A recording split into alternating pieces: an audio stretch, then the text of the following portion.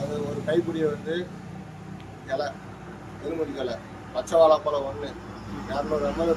பசும்பால் வால் மிளகு 25 மிளகு எண்ணிக்கையில் கிராம் கிடையாது கவுண்டிங்கில் 25 மிளகு நல்லெண்ணெய் வந்து 50 கிராம்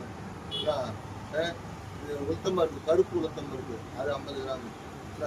ஃபஸ்ட்டு உளுத்தம் பருப்பையும் தலையும் போட்டு அடிக்கணும் ஊற வைக்கக்கூடாது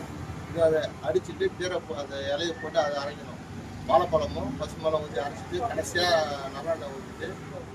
அது நல்லா கொஞ்சம் சத்தியபவன் ஹோட்டல் எடுத்துட்டாங்க இதெல்லாம் வந்து நம்ம கஞ்சி பேஸ்ட்டுக்கு வரும் இறக்கி வச்சு அதில் தான் நல்லெண்ணெய் கலக்கணும் கலக்கிட்டு அது எம்டி ஸ்டொமக்கில் குடிக்கணும் வேறு எதுவும் சாப்பிடாது எனக்கு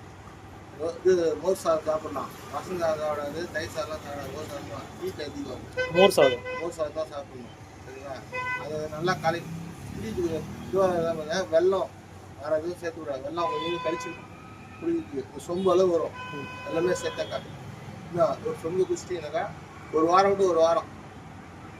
அது மாதிரி வந்து ஒரு மாதத்துக்கு சாப்பிடுங்க இல்லையா 2 மாதம் சாப்பிடுங்க நரம்பு சம்மந்தப்பட்டது இந்த ஜவ்வு கிஞ்சி வந்து முட்டி உடஞ்சி வந்து எல்லாமே செட் ஆகிடும் அது எல்லாம் வேணும்னாக்கா நீங்கள் பொண்ணு சூப்பர் மார்க்கெட் இருக்கு இல்லையா ஆவடியில் அது தாண்டி அம்பத்தூருக்கு போகிற ரூட் வரும் அது உள்ள ஒரு பாட்டியம்மா வச்சு இருப்பாங்க எல்லாம் கேட்டீங்கன்னா பச்சைவே தந்துருவாங்க அப்படியா